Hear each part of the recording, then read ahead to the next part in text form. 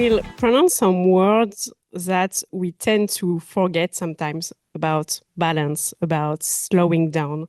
Sometimes it's like F words in a way, but it's very key to keep in mind that slowing down, reflect on our life, reflect on who we are outside of work as well is very key. So I know you may be thirsty, hungry, and it's very key to respect our basic needs. But I'd like to invite you now to question to question yourself about what if we slow down just for a moment. So for example, if you want or not, you could close your eyes, let's say for 10 seconds, maybe less if you want. You can keep your eyes open if you want. And now what about taking a deep breath?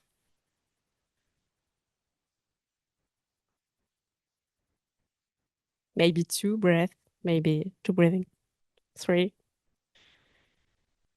And imagining something you love doing but haven't done in a long time.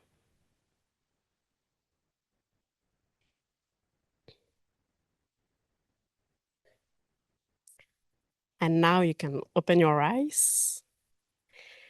Why is it key to slow down? Is because when we slow down, we have the opportunity for our mind, for our body to reflect on the balance we may be seeking in our life currently.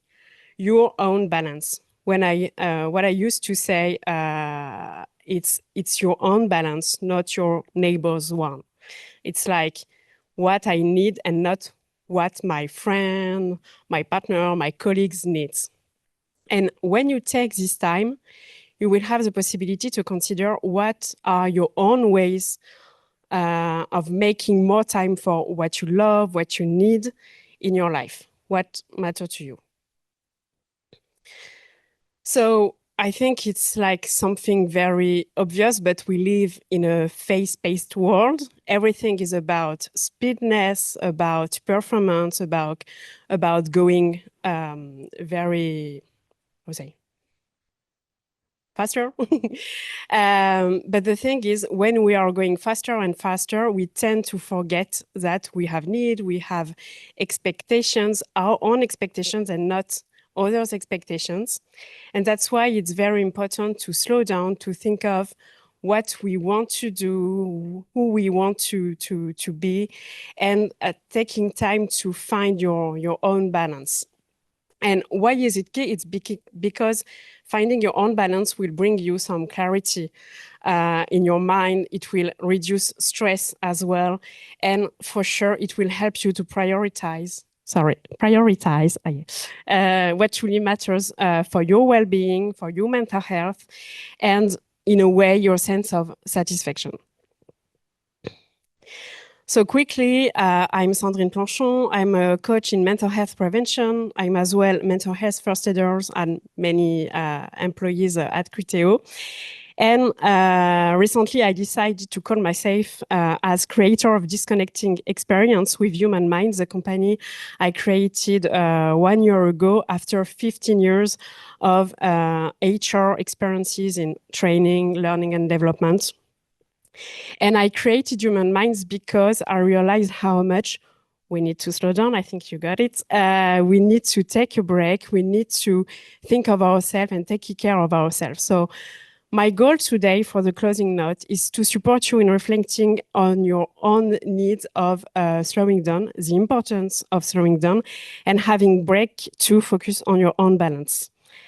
And the way of doing it is to use the wheel of life. Maybe some of you already know this tool. It's a coaching tool which is very common in coaching to help the coaches to define their objectives. About the origins and the purpose of this wheel, it's about it has been inspired by Tibetan teachings, where they use like the wheel of life with different domains of life.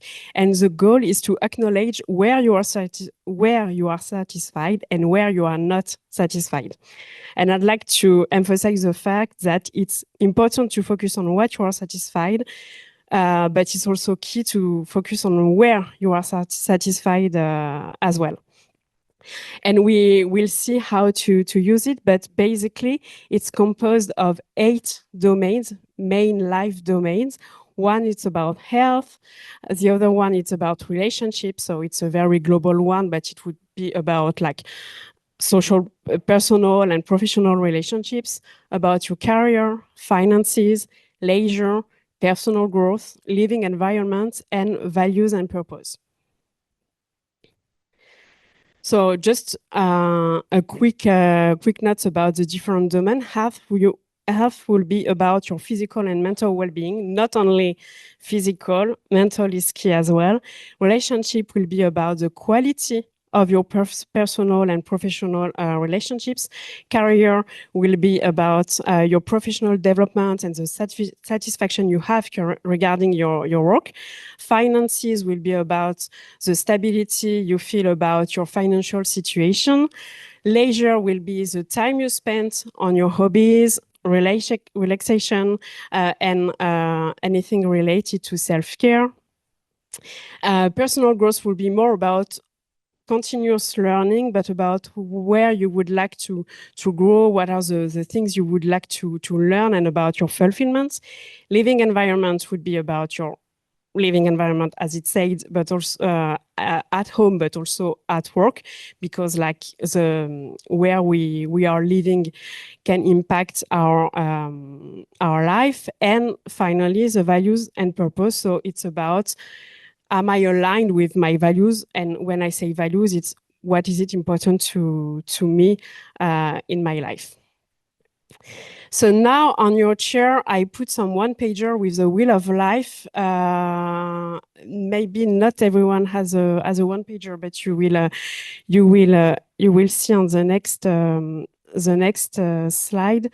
So you have the 8 domains, and the idea is to think of 1 or 2 domains which are currently very important to you. Let's say one where you're one or two domains which are very, very important for you, and you feel like you need them to feel balanced, your own balance, as I said. And just as kind words for yourself, don't overthink it. Just go with your initial feelings. That what are your 1 or 2 main domains which are very key for you.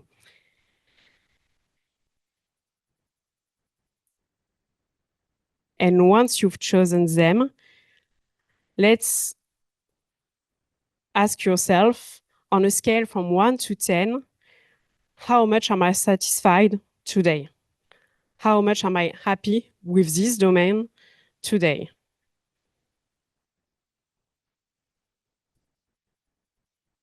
And let's say that, for example, in living environments, you consider that your current level of satisfaction is 5.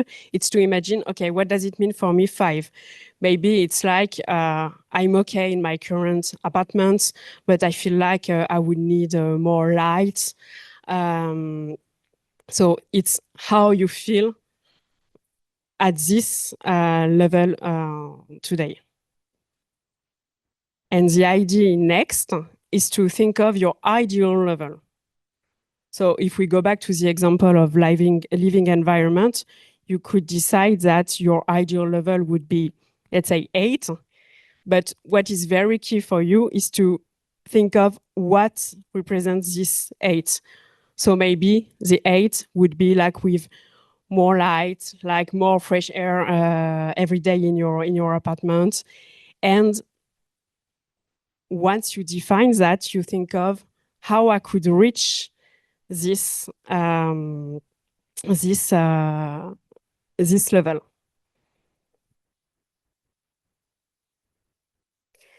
And that's where you can ask yourself, what could be my first step? I think many of you know about smart objectives. The idea is to have it in a realistic way, but to consider what could be the first small step, not to consider at like an unreachable step. So, for example, maybe it could be to bring a new light, to buy a new light first to get more light in your apartment.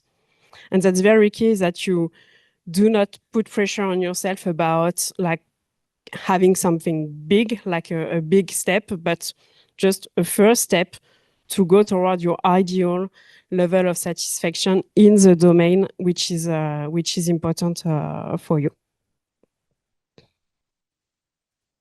Now, and then that's a message that has been said earlier, that you are not alone, and that's why with your one pager you got half of a card of a play game, and the idea is during the drinking time, apero time, that you find your card partner and you discuss with this person. You share what you would like to reach as an ideal level in this important domain for you, and you listen to as well this person. And the idea by sharing with someone else is because when we are speaking simply, some consciousness is brought to our mind, and also it's a good way to realize that we are not alone. We are not alone by having by being not satisfied on something, but also sometimes we are very happy of something and we would like to share it. And the idea is to connect with other people to make sure that you don't that you are not feeling alone in your situation, and maybe you can get some ideas as well if you are struggling with setting up your first step. This person could help you in reflecting on that. And a sentence I'd like to bring to close is sometimes the most important step toward finding balance is pausing long enough to let yourself breathe. So for sure, it's key to find balance. It's key to find our own balance, but to find our own balance, it's very key to pause, to have a break, even if it's not a long one, but sometimes even 1 hour in our day to think of what we need can help you to move forward in a better way.